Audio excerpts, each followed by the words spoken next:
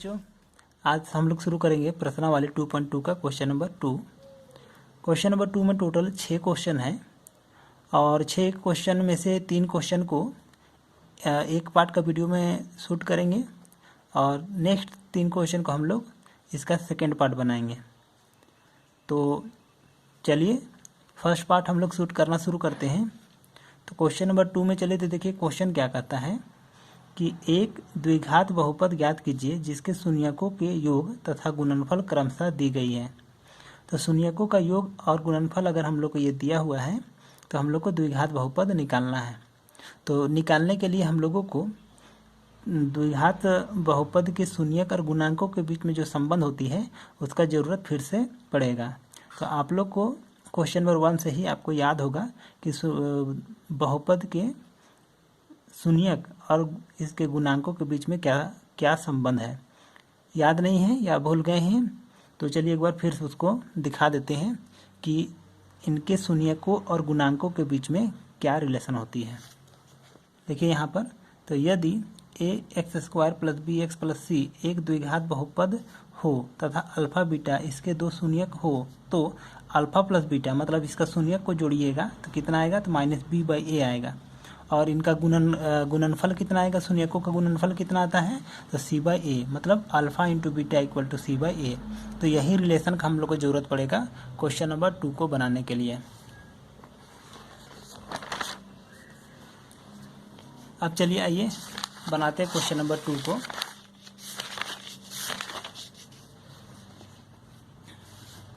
चलिए हम लोग देखते हैं क्वेश्चन नंबर 2 का फर्स्ट में हम लोग को बोला गया है क्या कि शून्यकों का योग और गुणनफल जो है वो 1/4 और -1 है ना। तो हम लोग सबसे पहले हल कर लीजिए और लिखिएगा इस तरह से, लिखिएगा कि माना कि द्विघात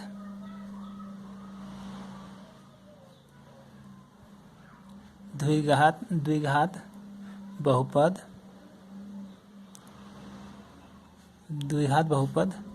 बराबर ax² + bx + c है। ठीक है। अब देखिए अल्फा प्लस बीटा मतलब शून्यकों का योग कितना दिया हुआ है, क्वेश्चन भी देख सकते हैं आप लोग। तो 1/4 है। इनका गुणनफल कितना है, तो अल्फा इंटू बीटा, ये कितना है, तो -1 है। अब देखिए इसमें क्या करना है, हम लोग को ये किसके बराबर होता है ना उसी को लिख देना है। तो अल्फा प्लस बीटा = क्या होता है, तो -b/a होता है। अब अल्फा इंटू बीटा का वैल्यू -1 दिया हुआ है और इसका फार्मूला क्या होता है, फार्मूला से कि अल्फा इंटू बीटा = यहाँ पर होता है c/a। तो अब अगर आप ध्यान दीजिएगा तो इसके भी बट्टा के नीचे में हम लोग का दिख रहा है a, यहाँ भी a मतलब इसका बट्टा के नीचे सेम आ रहा है। लेकिन यहाँ देखिए तो इधर यहाँ पर 4 है और यहाँ पर बट्टा नहीं दिख रहा, मतलब यहाँ 1 छिपा हुआ है, तो यहाँ 1 है। तो हमको क्या करना है, जब इधर सेम है ना तो इधर भी हमको सेम करना पड़ेगा। तो यहीं पर एक थोड़ा सा दिमाग लगाना पड़ता है, उसके बाद तुरंत बन जाता है। तो देखिए हम लोग को यहाँ अगर 4 है तो यहाँ भी 4 बनाना पड़ेगा। तो 4 चलिए लाइए, देखिए 4 यहाँ दे दिए। अब अगर यहाँ 4 दिए तो वैल्यू में कोई चेंजिंग ना हो का ऊपर में भी 4 देंगे ताकि ये कट करके फिर से -1 आएगा। ठीक है। तो ये हम लोग का इतना रह गया। तो समझ में आ गया होगा कि यहाँ 4 क्यों गुना किया, यहाँ 4 क्यों दिए। यहाँ 4 इसलिए दिए क्योंकि यहाँ 4 लाना था। अब यहाँ 4 इसलिए दिए ताकि बैलेंस हो जाए, मतलब वैल्यू में कोई चेंजिंग ना हो। तो ये केवल अपना रूप चेंज किया है, नहीं तो इसका जो वैल्यू है वो -1 ही है।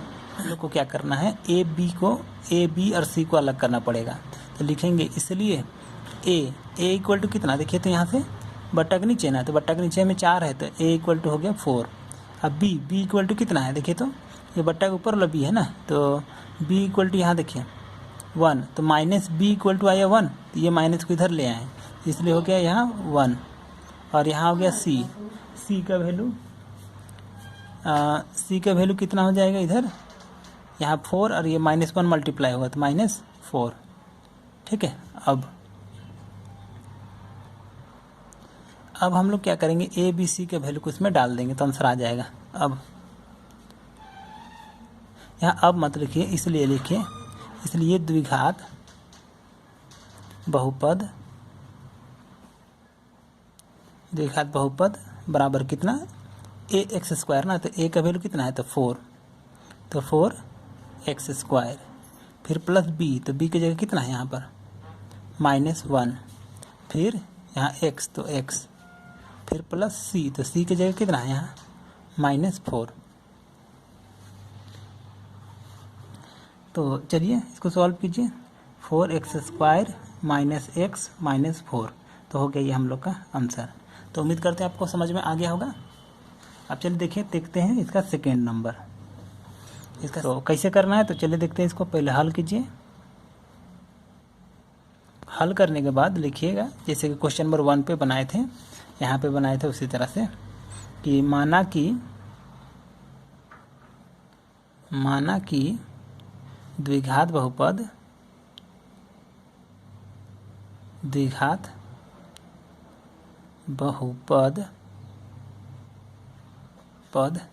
इक्वल टू कितना, तो ax² plus bx plus c, ठीक है। अब तथा क्या चीज़ हम लोग को दिया हुआ है, शून्यकों का योग। शून्यकों का योग कितना, आप लोग किताब में देखिए तो आपको मिलेगा √2, एंड इतना इक्वल टू फार्मूला में क्या होता है value, alpha plus beta equal to कितना होता है, तो -b/a होता है, ठीक है। फिर अल्फा इंटू बीटा निकालेंगे, अल्फा इंटू बीटा, तो अल्फा इंटू बीटा का वैल्यू कितना है, देखिए तो आप लोग किताब में देखिए तो 1/3 है, इतना डाल दिए, इक्वल टू क्या होता है तो c/a। अब जैसे कि क्वेश्चन नंबर 1 पे बताए थे, इसका नीचे सेम है, लेकिन इसका नीचे तो सेम नहीं दिख रहा है, यहाँ पर कुछ नहीं, मतलब बट्टा में 1 है और यहाँ बट्टा के नीचे 3 है, तो हमको सेम करना पड़ेगा। तो सेम करने के लिए क्या करना है, यहाँ अगर 3 आया तो यहाँ भी 3 लाना पड़ेगा। तो क्या किए, देखिए यहाँ 3 दे दिए, लेकिन केवल यहाँ 3 देंगे तो वैल्यू चेंज हो जाएगा, इसके चलते ऊपर में भी 3 देना पड़ेगा, ठीक है, बिल्कुल क्वेश्चन नंबर 1 की तरह से। अब आप यहाँ से ए बी सी अलग कीजिए, इसलिए ए इक्वल टू कितना हो जाएगा, a3 ना, बी इक्वल टू कितना हो जाएगा, देखिए -b है ना, तो -b इक्वल टू आया 3√2, तो ये माइनस को इधर कर दिए तो आ गया -3√2, एंड c इक्वल टू कितना आया इधर 1, ठीक है। अब ये तीनों को इसमें डाल देंगे तो हम लोग का आंसर आ जाएगा। इसलिए या अतः लिखिए, इसलिए लिखिए, थोड़ा बहुत इधर उधर लिखने से दिक्कत नहीं होगा। तो अतः द्विघात बहुपद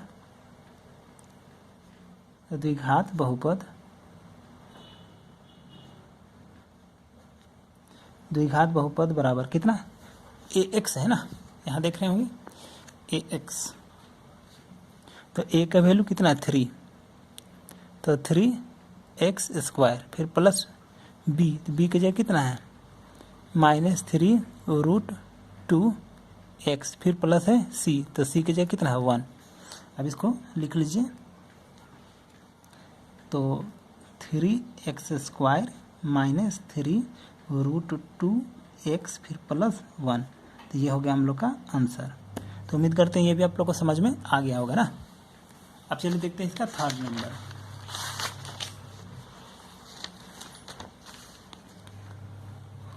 इसका थर्ड में लिखने का वही प्रोसेस रहेगा, लिखेंगे इस तरह से, लिखेंगे माना कि द्विघात बहुपद बराबर क्या चीज, क्या लिखते हैं हम लोग, ax² लिखते हैं ना, फिर प्लस bx प्लस c, ये लिखते हैं, तथा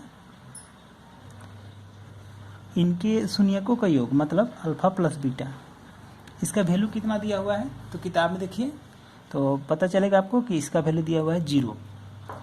अब 0 कर दिए, अब इसका मान कितना होता है, तो -b/a होता है ना। फिर से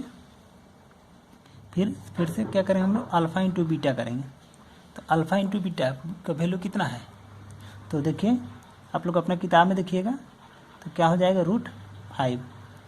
अब इसका value alpha into beta equal to कितना होता है, तो C/A ना।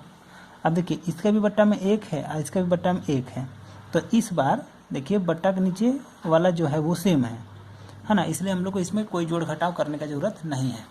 तो सीधे लिखेंगे, इसलिए A इक्वल टू कितना आया 1 एंड B इक्वल टू, देखिए माइनस B इक्वल टू 0, तो माइनस को इधर 0 साइड भेज भी देंगे तो माइनस 0 थोड़ी ना होता है, 0 जो है वो ना ही प्लस होता है ना ही माइनस होता है।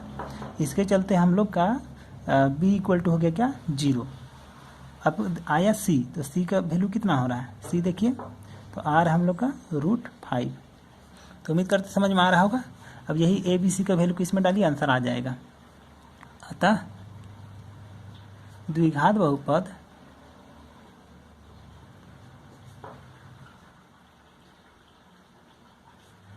बहुपद बराबर, देखिए ax² ना, तो a का वैल्यू 1, तो 1x², फिर प्लस b, तो b की जगह 0x, फिर प्लस c, तो c की जगह √5। अब इसको सॉल्व कीजिए तो x² ये 0 से गुना होकर ख़त्म, प्लस √15, तो सॉरी √5। तो उम्मीद करते हैं समझ में आ गया होगा। तो इस तरह से हम लोग का पहला पार्ट कंप्लीट हुआ। इसका सेकंड पार्ट भी आप लोग इसको उतारने के बाद, समझने के बाद इसका सेकंड पार्ट देखिएगा। तो अभी के लिए इतना ही, और वीडियो अच्छी लगी हो तो लाइक कर दीजिएगा और चैनल को सब्सक्राइब कर लीजिएगा ताकि आप NCERT का पूरा सॉल्यूशन पा सकें और इस चैनल से जुड़ सकें।